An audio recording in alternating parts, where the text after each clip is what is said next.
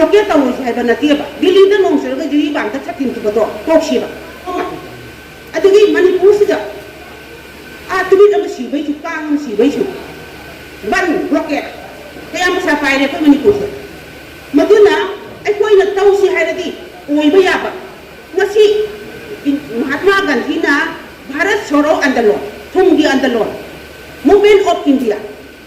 adu do ngasi about the history da lehori mai mami lan kiraga akoi di history se di hakasaba subject ni di lorte adu tarikh adu ada de khangte adu gumba adu akoi tausiaba ban bloke tausi ba natiba dili da nong sirga jiri bang ta chatin tu bodo toksiba hadi khaktam yuolaga sajari ba thaksari ba sida ngasi ji hatka ikoi ga corporation pina daga hingi ba sida kan namuk tok sale khangodana adigi insang na pi puri da khui daga patlaga chatte adigi koi se kayang theni don da putharam gani se khan de ban ni ha di harau bom yaw na ban lai ba sunara ni jaroi hai de ba tau se ba narco terrorist tan thok pada koi tau se ban bloke tau se ya asimai na akoi Manipur ki इतिहास ta India ki इतिहास ta lehu kata ba akoi putau do tau se ba tau sai ba natie ba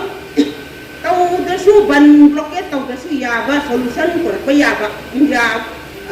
Manipur sarkar ka wari sarga solution ba ya ba thabak da su ban adegi ban ni na no ni langa mani adegi tumin lam le ta ni sa masi ni ani mang do tumin le le ba do re Manipur ki miya si ba ma le ko na asili ekoi di janna akoi ke jiri thale se wai ko Manipur ki sarkar na su jiri bu khandi da ba asuti mati la praba pithiri sida kilometer sani ga puni koi la pa highway se amata sule mo Manipur tu jiri ba mata na asida thambi ri me ba Manipur sarkar sina ngasi akoi gi lu ra tang phang da chief minister Birena uji resign tau kre akoi si ira am dai da kun ro me ba sahi ahum wali election di adu ma sahi ahum dugi ma gi mukhaw da ma adu kuna ma ka ha ka ma kun da akoi gi kun ro ba ne ba chijaro Manipur praja ki na chijaro kun ro ba ne ba koi si adu na di akoi na akoi ku si mikap ko si hai si na akoi kam thara ro si ba aduna akoi jiri gi ko na rasiba ifal dagi mateng lobo ya gana lausi za da bol gana laurosi aduna Delhi da nong tulaga jiri da satin tu patoksi akoi se aduna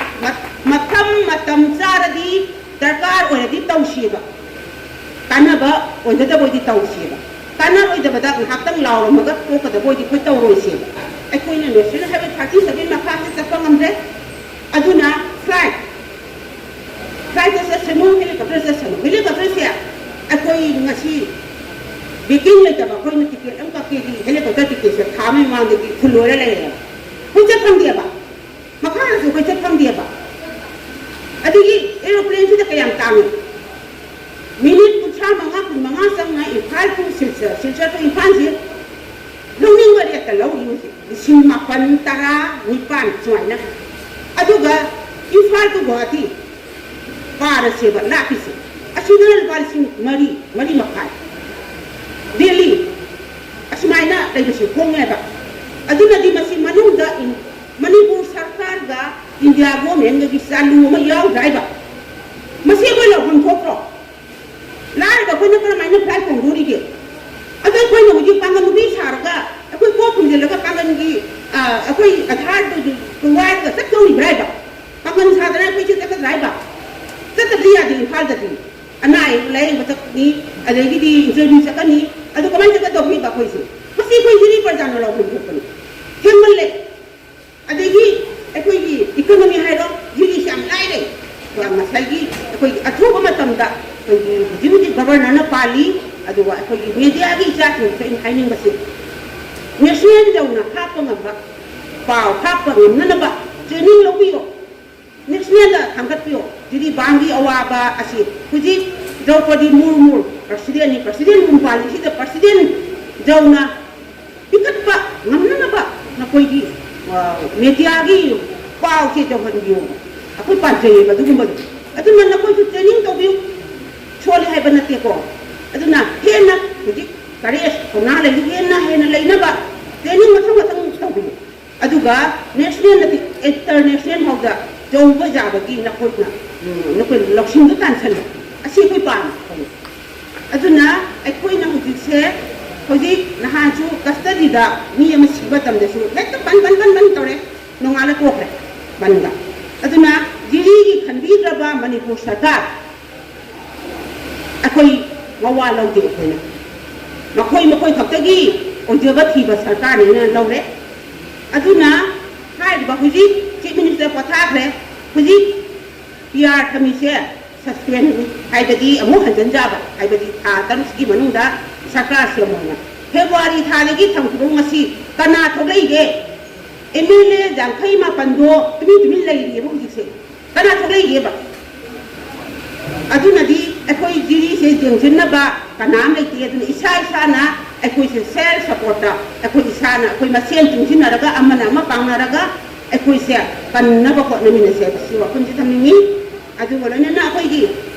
Jiri बांगी बाजार से हुजि यामन मुथरे मरमदी ILP की gate से असिदा लेबसिना जिरी की बाजार कोइबा Lakpa सिंसे tourist सिंसे बाजार कोइनो होननि दा मोय पुंग अमनि जांगे अहनबा मतम जोरबनिना हनगरे जिरी बाजार मुथरे मयामन फातामिगसी अदुना असिगी फल्लगा कोइना मसी कोइ गवर्नमेंट लाउफम थोई आईएलपी की गेट से किलोमीटर अनि हुम मा मथक थमनबा कोइ लाउसी मसी मथि कोइ लाउसी अदुगा हुजी म्युनिसिपालिटी की कोइ एरिया से लेबा बाजार से यंगो मसक फजबरा असवाइदा खरा कनो खरा खंजलनी मसी कोइ हेदम थोई सिलचरदगी असोमदगी साउथ सोमदगी वेस्टर्न सोमदगी लाक्तोरी बनी सुदिना जिरी बाम से जिंगे लानो तमदा करिनो बतौबा मवंसे करिनो बतौसी अदगी गेट सिमा साबिउ साबिना लाओ एखोइना अदुगादी मखोम वरम खंदबा तिन्न कुचमा गेट अमा सारे असिबा वेस्टर्न गेट ऑफ मणिपुर राइबा अदगी नहा 2024 की अप्रैल दा नो सिसिपदुदा जिंगजिन पाइको मी यान दोरे अदगी एखोइना खरा लाओ रे अदगी अमुक सेंजन रे असी जो को लाओम थोई थमुगेदी फजबा वेस्टर्न गेट ऑफ मणिपुर फजना थमु है से फायबम थोई दुना एखोइ मिकप थोक्सी अदुना एखोइना मतम कुमदा एखोइ लिंजियन मानसी अमना मा सगतमिनसी मोरल खंदे इसागी पांगन खंदे सेल न खंदे एखोइ सगतमिनसी